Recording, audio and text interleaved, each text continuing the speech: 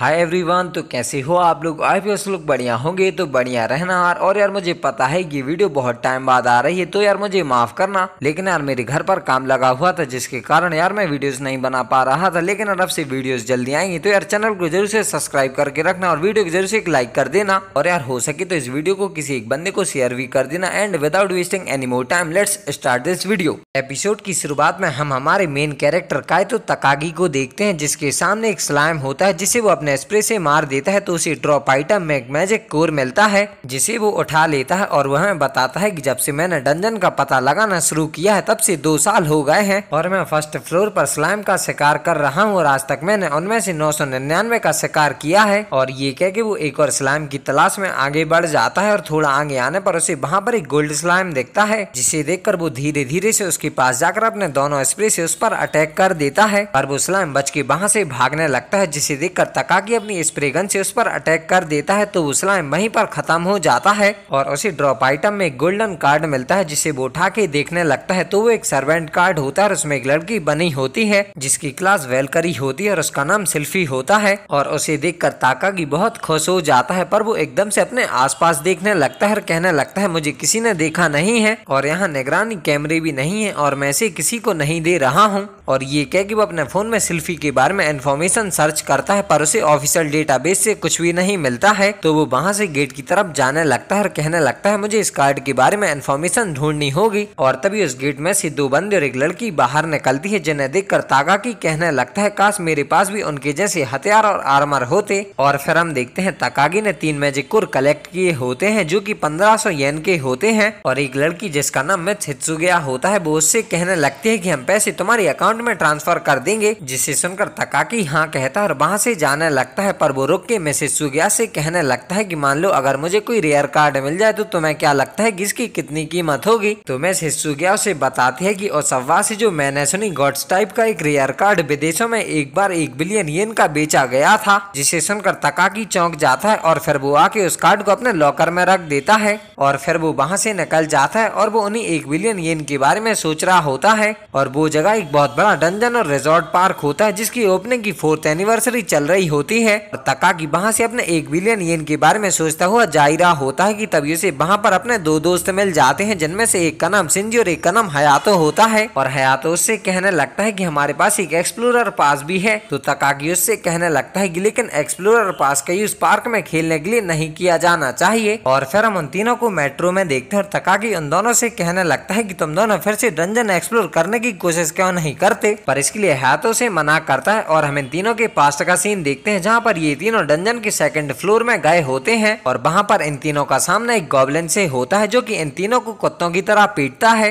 और इस सब को बीते हुए 2 साल हो गए होते हैं और हयातो उससे कहने लगता है कि तुम इतने समय से स्लाइम्स को मार रहे हो और ऐसा क्या है जो तुम्हें स्लाइम्स को इतना मारने के लिए प्रेरित करता है? तो तकागी उससे कहने लगता है कि बहुत कुछ चल रहा है। और फिर रात में हम देखते हैं तकागी घर की खिड़की की तरफ देख के वहाँ से आगे बढ़ जाता है, पर तभी एक लड़की उस खिड़की पर आती है जो कि उसे वहाँ से जाता हुआ देख लेती है। और फिर हम देखते हैं टीवी पर डंजन के बारे में कोई न्यूज आ रही होती है और तकागी अपने पेरेंट्स के साथ बैठ के खाना खा रहा होता है। तो उसके डैड उससे कहने लगते हैं कि क्या तुम आज पार्ट टाइम काम कर रहे थे? तो तकागी हाँ कहता है और उसकी मॉम उससे कहने लगती है कि लेकिन क्या तुम अपनी पढ़ाई को लेकर ठीक हो? तो भी तकागी हाँ कहता है। और फिर हम देखते हैं तकागी अपने मन में कह रहा होता है कि अगर मैं किसी सर्वेंट को समन कर लूं तो शायद मैं और भी ताकतवर हो जाऊं, लेकिन 1 बिलियन येन के साथ मैं जितने चाहूं उतने नए इक्विपमेंट और वेपन्स खरीद सकता हूं। और फिर अगले दिन हम देखते हैं तकागी कहते हुए जा रहा होता है कि मैं सो नहीं सका क्योंकि मैं इसके बारे में बहुत ज्यादा सोच रहा था। और तभी वो लड़की अपने घर से स्कूल के लिए निकल ही रही होती है, जिसे देखकर तकागी उसे गुड मॉर्निंग कहता है तो वो भी उसे गुड मॉर्निंग कहती है। और वो दोनों वहाँ से साथ में स्कूल की तरफ जाने लगते हैं और कासुर्गी उसे बताती है कि मैंने कल शाम तुम्हें घर जाते हुए देखा था। और वो उससे पूछती है कि तुम कहाँ थे? तो तकागी उससे झूठ बोलता है कि वो शिंजी और हयातो के साथ बॉयज पार्टी में गया था। पर तभी वहाँ पर शिंजी और हयातो भी आ जाते हैं, जिन्हें देखकर तकागी उन्हें थोड़ी दूर ले जाके उन दोनों से कहने लगता है कि प्लीज कात्सुरागी को मत बताना कि कल मैं डंजन में गया था। पर तभी कात्सुरागी उससे पूछती है कि तुम बॉयज पार्टी में क्या कर रहे थे? जिसे सुनकर ये तीनों अलग अलग जवाब देते हैं। तो कात्सुरागी तकागी से कहने लगती है कि तुम फिर से डंजन में गए थे है ना? पर तकागी उससे कहने लगता है कि मैं ऐसा कभी नहीं करूंगा, जिसे कात्सुरागी मान भी लेती है। और फिर हम उन सबको स्कूल में देखते हैं। तकाकी शिंजी और हयातो से कह रहा होता है कि यदि तुम्हें वो रेयर कार्ड मिल जाए तो तुम क्या करोगे। तो वो दोनों से बेचने के लिए कहते हैं, जिसे सुनकर तकाकी उन दोनों से कहने लगता है कि मुझे लगता है मैं भी इसे बेच दूंगा। और फिर हम देखते हैं क्लास में टीचर पढ़ा रही होती है और तकाकी उसी कार्ड के बारे में सोच रहा होता है। और फिर तकाकी को हम डंजन में देखते हैं, जो कि ऐसी जगह पर आके उस कार्ड को निकालता है जहाँ पर निगरानी कैमरे उसे नहीं देख रहे होते हैं। और वो उस कार्ड को देख के कुछ ख्याली पुलाव पकाने लगता है और कहने लगता है कि ये कात्सुरागी के लिए भी है। और ये कह के वो वेलकरी सिल्फी को समन कर देता है।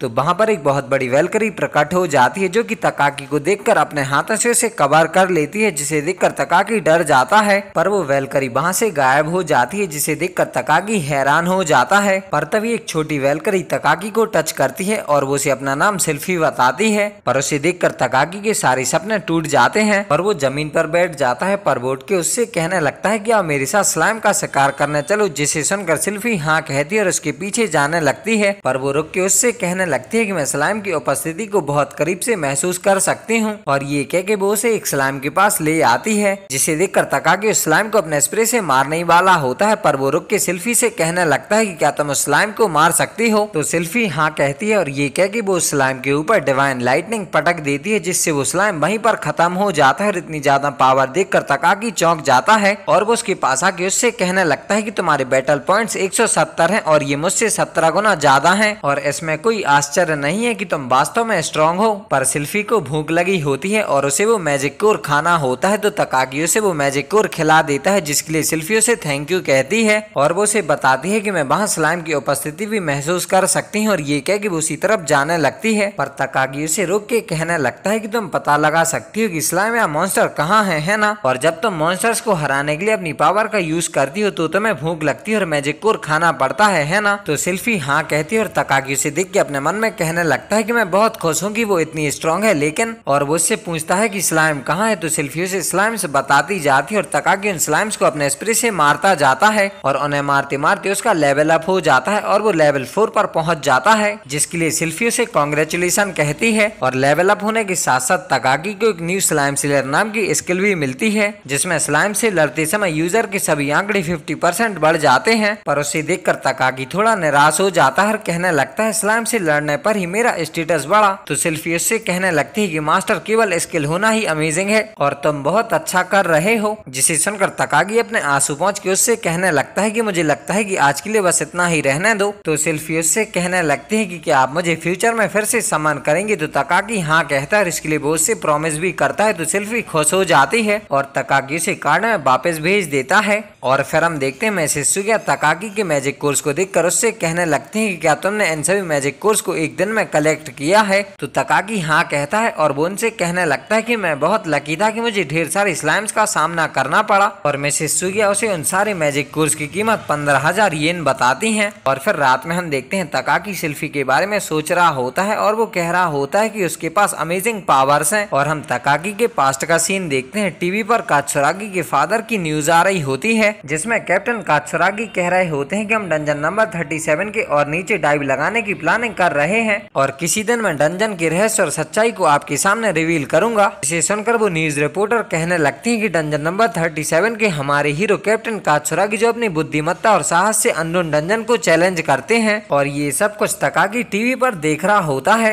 और फिर अगले दिन हम तकाकी और सिल्फी को डंजन में देखते हैं, जो कि सेकंड फ्लोर पर जाने के लिए तैयार होते हैं। और तकाकी सिल्फी से कहने लगता है कि मैं तुम पर भरोसा कर रहा हूँ, जिसके लिए सिल्फी उसे थैंक यू कहती है। और तकाकी अपने मन में कहने लगता है कि किसी दिन मैं डंजन का रहस्य रिवील करूंगा और मैं कैप्टन कात्सुरागी जैसा हीरो बनूंगा। और ये एपिसोड यहीं पर खत्म हो जाता है। तो आई होप आप सभी को वीडियो पसंद आई होगी। तो मैं मिलता हूँ किसी अगले एपिसोड के साथ बहुत जल्द। तब तक के लिए बाय बाय।